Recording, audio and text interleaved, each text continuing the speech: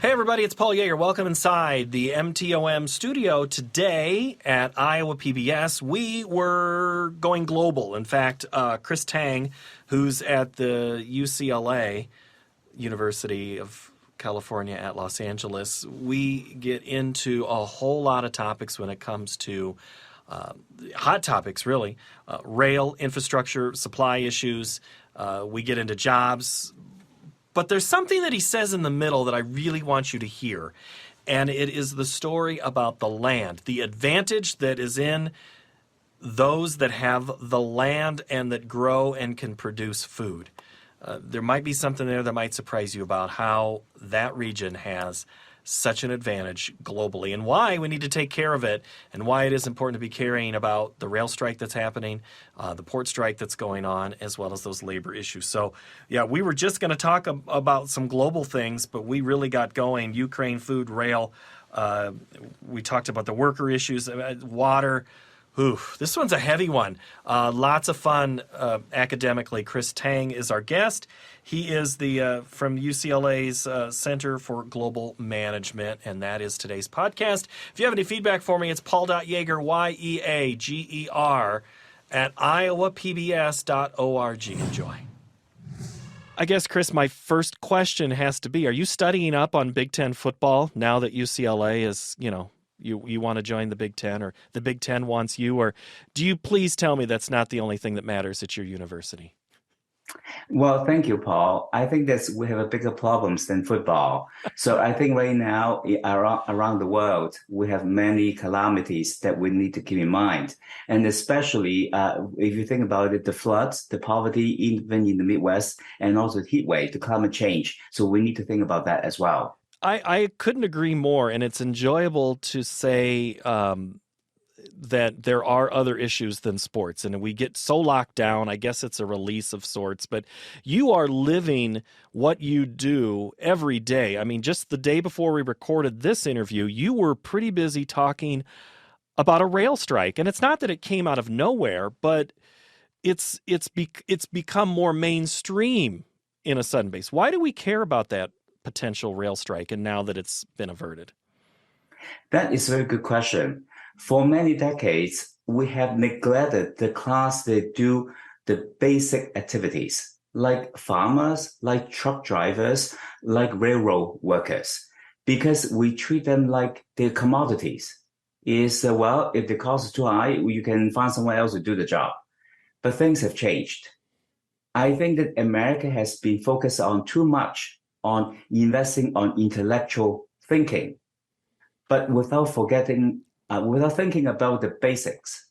So I think the COVID, the tension between America and China, and also the war on Ukraine, all of a sudden trigger all the supply chain disruptions, shortages, and also that's concern about food supply, fertilizers. So all of a sudden, Americans start thinking about what are the basics that I need, especially during inflation. I may not be able to afford to have the filet mignon, but then I need to feed my family. Then how do I do that? Now people start thinking about the basics. The basics are food, public transportation, gas prices, and milk and eggs and bread. Once you look in that, then the farmers and the logistics come into play. Well, those are what I think in politics they call kitchen table issues. We're really caring about those issues. Are you saying that the pandemic kind of accelerated our discussion and how we may have lost track of how some of that inner workings of the country and the world have worked? Absolutely. I think the pandemic actually exposed the inequality in terms of income, in terms of accessibility to food, to education, to health supplies, everything. So now we're thinking, hey, actually, there are a lot of Americans that are being left behind. So before, I would say that many people were not aware of that. So for example, Kentucky, it was really a poor area, not now, even before. In 1963, when President Johnson declared the war on poverty, he went to Kentucky to interview a family with a famous picture of the white family. Then they said, well, we are going to fight against poverty to uplift every single American. Well, 60 years later, we are still here. So I think it is time for us to reflect upon how can we provide at least some basic food, basic supplies, basic healthcare, basic education for everybody. I think as a first world, we need to achieve that. What's your background, Chris? I forgot to add. Normally, I always start about the background. I mean, are you an LA native or California, or where are you from? Paul, this is a complicated question. It is a really, my background is rather unique, so to speak. I was born in Hong Kong. It was a British colony, former British colony. And then I was educated in the UK. And then after UK, I came to America 41 years ago. So I am American. And now, I mean, you just hit three of the biggest topics that we have right now that are impacting, especially in rural America when it comes to Hong Kong, China and Hong Kong's debate, Europe. I'll say the UK to Europe, and as we figure out into Ukraine and Russia, and then in California and the port strike, or not the port strike, but the port chokeholds, the strike that's been averted with Ray. I mean, yes, you have a finger in all of those things. Which one is the? Is there any one of those that's more important than the other right now? Well, I think there are many facets to it. I think we have domestic issues that we need to address. That has been around, has been percolated up. Finally, I think that eventually we cannot kick the can down the road. I think it is time for us to rethink, reflect how we can achieve that. So that's point number one. That is on the US domestic issues. Global issues, I think the war on Ukraine has actually triggered another level of global issues in terms of how the United States play a critical role and leading role in really enforcing world peace. That is very critical in terms of relationship with Russia and also with Europe, NATO, as well as how to work with China to preserve peace. Well, let's go Ukraine. That's how we were going to talk initially. There was a time and place of thinking where the Americans were supposed to keep their nose out of global politics. Why is that no longer a good idea? Well, I think we have lived in peace for quite some time, at least from the American perspective. But the world has actually, there are a lot of issues happen elsewhere. So we have kind of said, well, it's not our problem, not our problem. But I think time has changed, but especially in the global supply chain era, because now all the nations, they try to focus on what they do best and let other countries to do what they do best. So this global supply chain worked during peaceful time when there's no conflicts in terms of political conflicts, no natural disasters, no pandemic. But now we have all three. So now the supply chain is being disrupted, and even in terms of food supply. So for example, United States all of a sudden realize that it's heavily depending on China, all the products. So now all of a sudden they say, well, this is getting very vulnerable to the US food supply, US product supply, and the US economy. So now I think Americans has woken up and say, hey, we need to think about how to make sure that our supply chain is resilient such that the Americans will get enough product as well as the food supply. I'm kind of hung up on something you said right away there in that answer when you said go to countries or countries do what they do best. Does best equal cheapest? Is that what maybe got us into a little problem here? Absolutely. So I think they go back to 40 years ago. When I first arrived in America, I was working at IBM in New York. We make everything from the chips to the batteries to the copier. We cannot call Xerox. It's IBM copier. Right. And also all the printers along the Hudson River, all gone, all gone. Why? It's well, it's cheaper elsewhere. It's cheaper elsewhere. So I think that this is something to do with the Wall Street's request. They're looking at the profits, looking at the return on investment. Then say, well, American workers are too expensive. move the job elsewhere. It's cheaper, right? That is a short-term solution. But then who is going to say what happened to these workers? Now, for the elite group, they say, well, they can move somewhere. If there are no jobs here, they can move somewhere else. But actually, in reality, it's not happening. But the elite group does not understand why are these people not moving. They cannot afford to move because if you're starting from a poor family, you rely on your social fabrics, your family network to support you so that everyone can help each other out, like childcare, like family support. If you move to another city, you don't get that kind of support, you cannot afford it. So they have to understand, not just in terms of upgrading your skill set, it's also the social fabrics, the family structure. And so I think that is something the governments fail to understand. If the people cannot move, so that means the workforce is not that, the mobility is not really there, and also that the workforce is not that flexible. Well, I'm hearing right there at the end what you said. I started thinking about rural areas and their employment and maybe not their access to workforce. How does that discussion? I mean, I think of rural Iowa, and there's manufacturing, but these are plants that are maybe 50 to 100, and they might be what somebody drives in from 50 to 100 miles a day, as well as, so they become regions. How do we see a placement? Where do we need to see placement of manufacturing and people to kind of buffer what it is that you're talking about, where we have that family support in that town where we live? Well, I think that is where the governments can play a role. I think that they can provide, let's say, better support for workers, training. So right now, I think that some schools, regional schools, they try to help out. So, for example, nursing school. I was listening on NPR, and basically, it was a single mother with two children living in a rural area.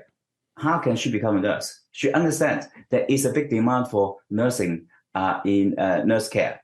But she said, I need to work. I cannot go to school. If I go to school, how can I feed my children? Huh? Okay.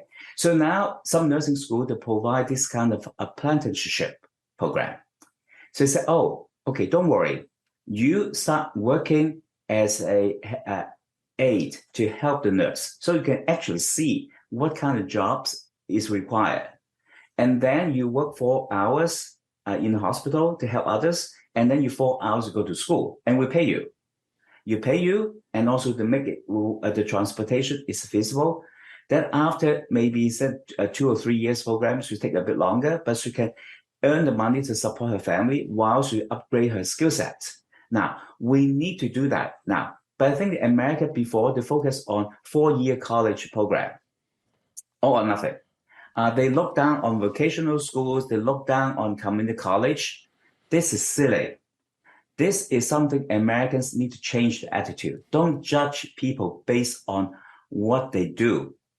It's based on what their potentials are, develop it. So I think that the education system also needs to change. And I think the government needs to change, and also the narrative needs to change as well. You went right into where I was going to ask you. When when you talk about this nurse apprentice, it sounds like the guy or woman. I'm thinking of the woman that came to do some plumbing work in my house. It's the same way as the electrician, the apprentice programs.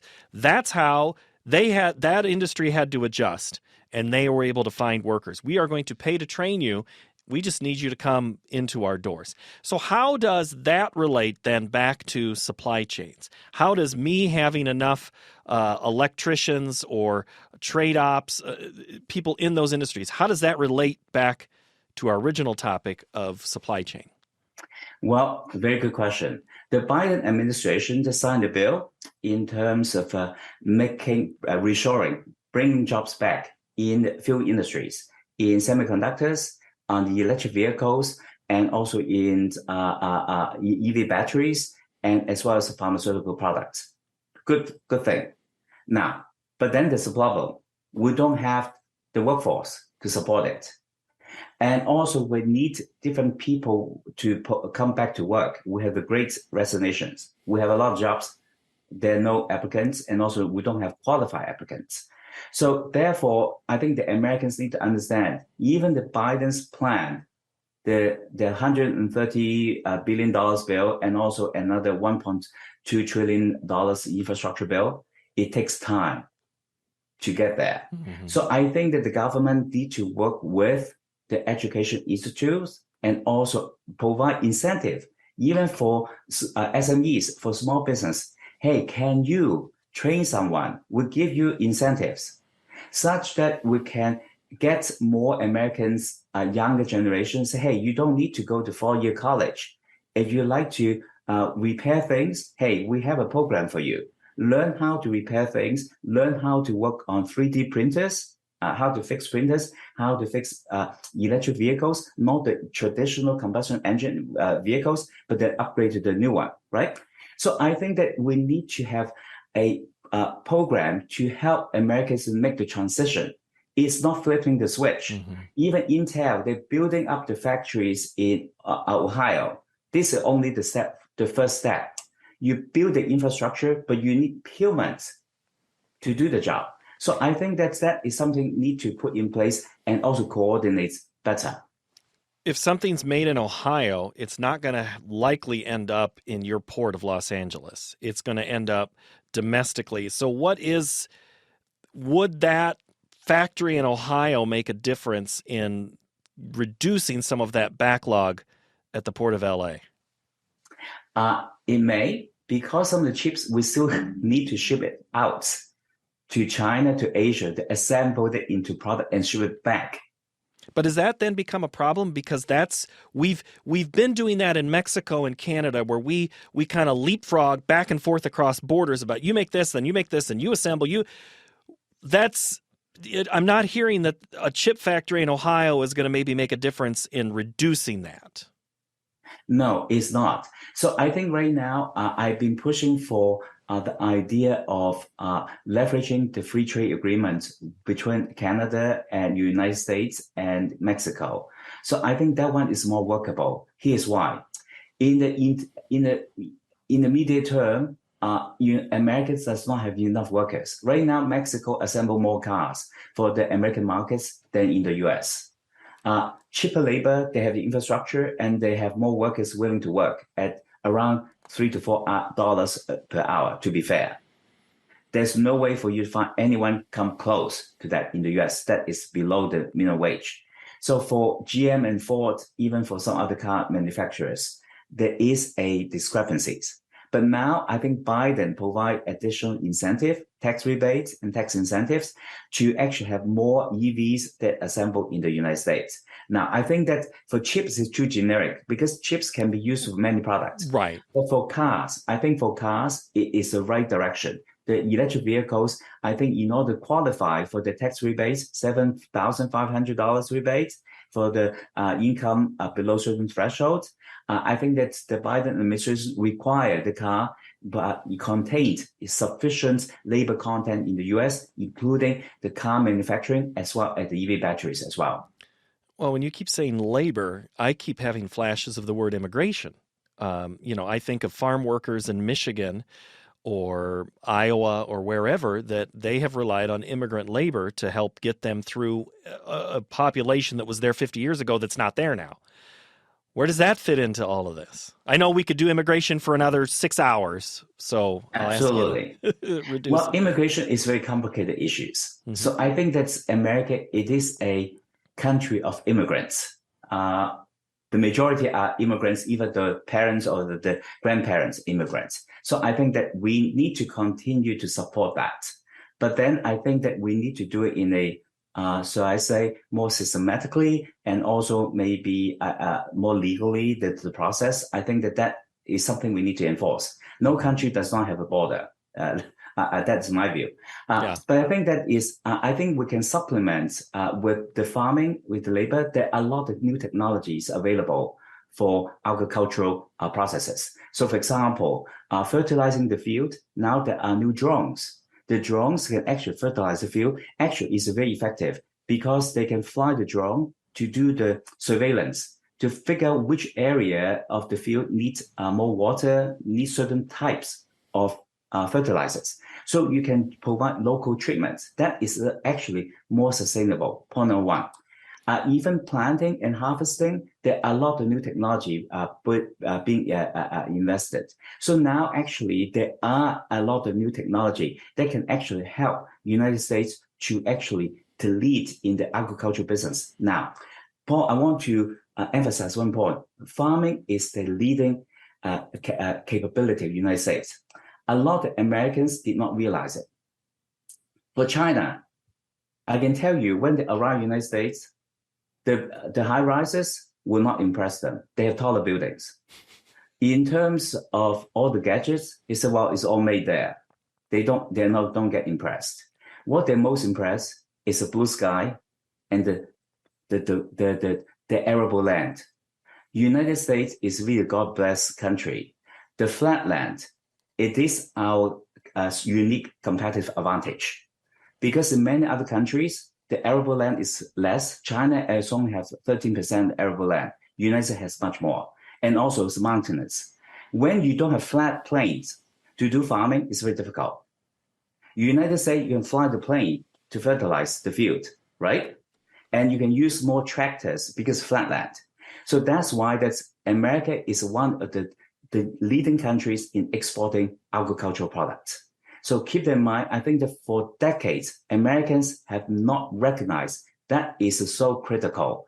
And that's why the Midwest can be a critical competitive advantage for the country. I just got a text from all the economic directors of the I states, and they say thank you for making their campaign on how they can sell all their states. So that product, I mean, the farm product, the ag product, the corn, the soybeans, the beef, the pork, whatever it is, that is what has contributed to reducing the trade deficit. And you're telling me it's because that's what we can do best, and we need to maybe continue to lean into that a little bit more. Absolutely. Because you throw the history, Paul, the country that win the war is the one that has a basic supplies. Yeah. Just think back about Napoleon War. Why did they lose in Waterloo? Not enough food. Mm-hmm. Okay, very basic, right? But I think that because we have been too complacent, we take that for granted. Because the COVID changed everything. Well, you can have the latest version of iPhones, you can click on Amazon, but the food is not coming. As simple as that. Okay, so I think that right now is the basic ingredient: water, food supply, meat, protein, agricultural products. United States are leading. So that is something we must keep that in mind. When dealing with uncertainties, unstable period of time, is basic commodities become critical. Okay, I'm going to stick my nose into something. I might get myself into trouble here. Let's go 200 and 300 miles to your north in the Central Valley. Does Central Valley still hold a relevance like Middle America does on feeding the world, given water and labor issues that are impacting both of us? Because water is a huge thing in your state and in the whole region. Well, in California, it's so complicated. Right. Water is absurdly subsidized too heavily. So because the water is so heavily subsidized, we grow the crops that is actually consume a lot of water. So I think that is something the state governments need to work with the farmers. Can we change the crop to more water resistance that you can reduce the water consumption? Because natural water, it is natural resource. We don't have enough. So I think that's point number one. Point number two is that right now in California, we wanted, so I say the progressive group, they want the people switch to plant-based food. So they don't want people to eat beef. They don't want them to drink milk. They want to completely plant-based to reduce methane gas, no cows and whatnot. Well, I think that we need to have a balance. If you tip all the way to the zero, it may not be that good. So I think that maybe we can reduce the consumption of beef, but on the other hand, when we drive down to zero, it's also dangerous. Oh, I agree. And we look at those numbers, and I know that The beef industry gets a little uneasy when they start hearing about all these plant-based stories, and those who produce it get very defensive about their product, as they should. So you're saying balance is probably gonna win out. It's gonna have to win out. I always believe in everything should Okay. maintain a balance. Yeah. Doesn't matter politics, food, and everything. It's actually everything in moderation is always the best. But I think that unfortunately, the world has become so polarized these days. Yeah, I didn't really. I sorry, I didn't ask you a question there. My apologies. I was making a statement, and you were too kind and picked up. My wife would give me a hard time because, well, what's your question? Here's my question. Let's get back to the global story. Let's talk Ukraine for a moment. That's a region. The European region is feeling that effect. Energy, fertilizer, food. Am I missing something? And what is going to be the long-term impacts if Russia pulls out tomorrow? How long do we still feel the effects of what happened between Russia and Ukraine? Well, first of all, I think that last week is really a unexpected event. I think that Ukraine has regained some of the ground that was captured by Russia in the Kharkiv region. So that is a positive sign. But I think the aftermath has years to come. Now, but how does it affect the world? So that's something we need to think about.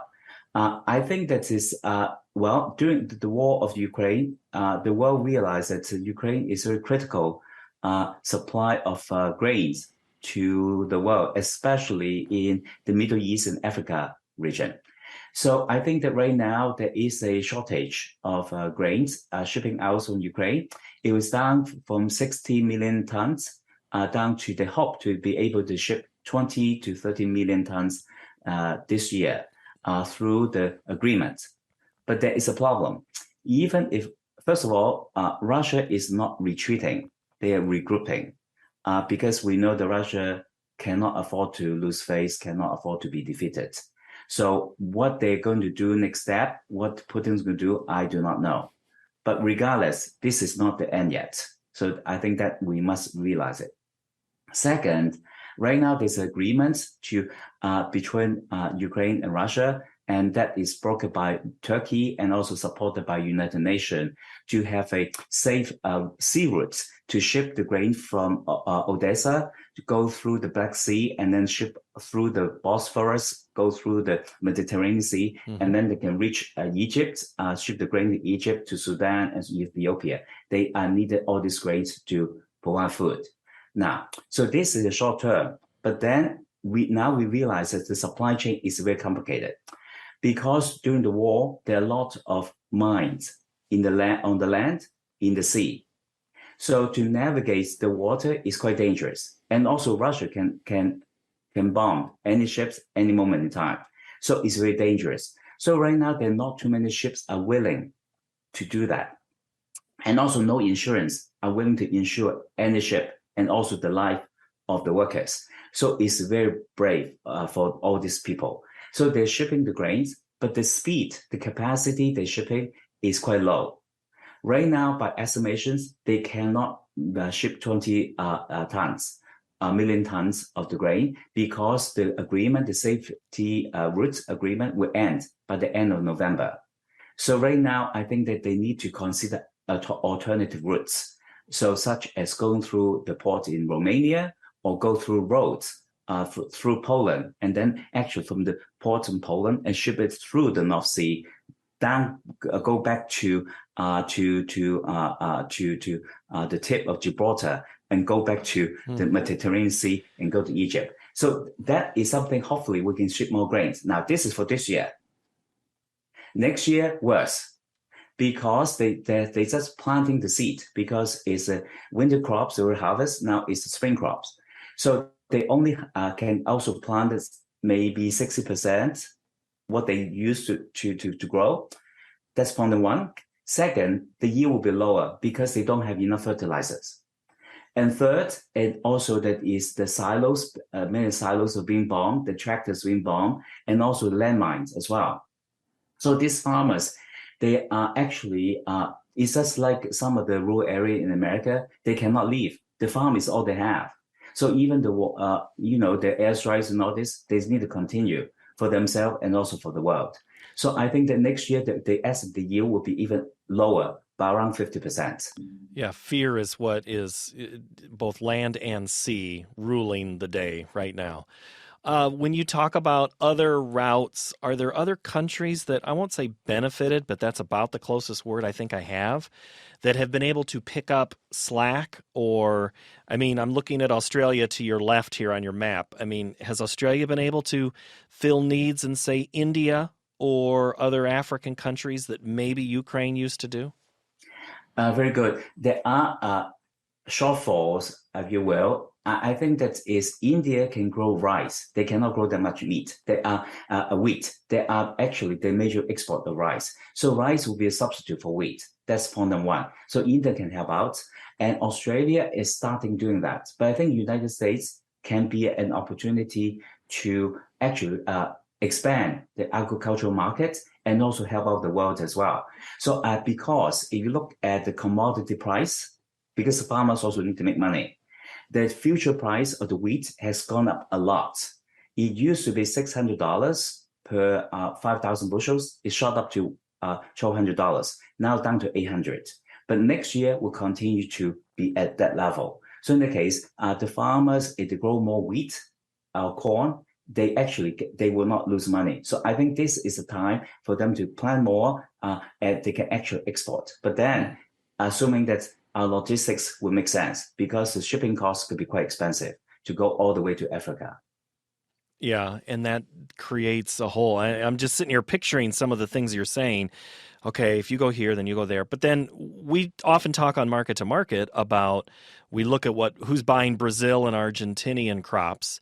What's China doing? Well, if Brazil and Argentina then are seen as better partners to trade with countries who might not like the United States as well, I mean, that plays into it. There again creates an opening for the American farmer. Yes, well, because right now trading blocks it become polarized and also very politicized.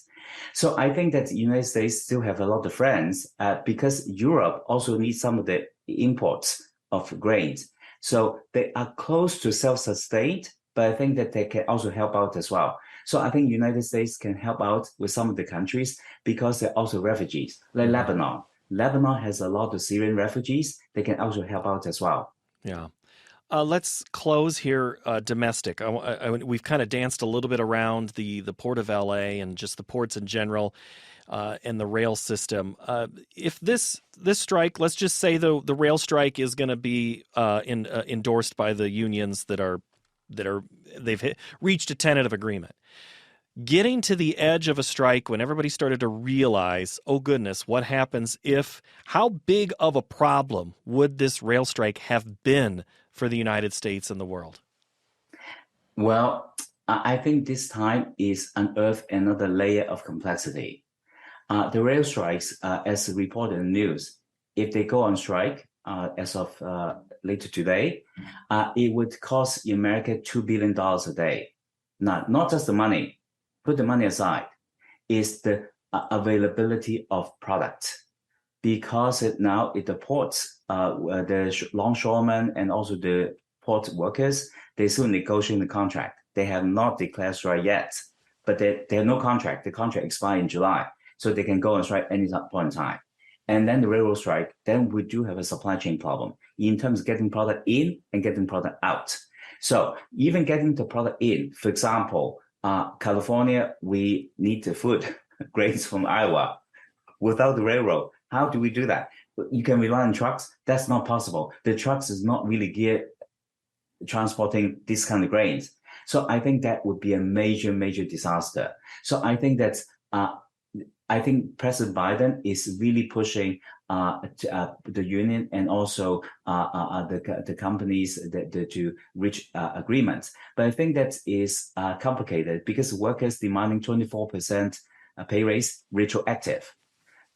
And it is very complicated. But then the question that's no matter what will happen, they will jack up the price of all the product for the American consumers. So then where do you strike the balance? So that one we'll find out at the end of the day. But I think that is, again, I hope that both parties can reach agreement so that the American public will not become the collateral damage. Yeah, everybody wants to get paid.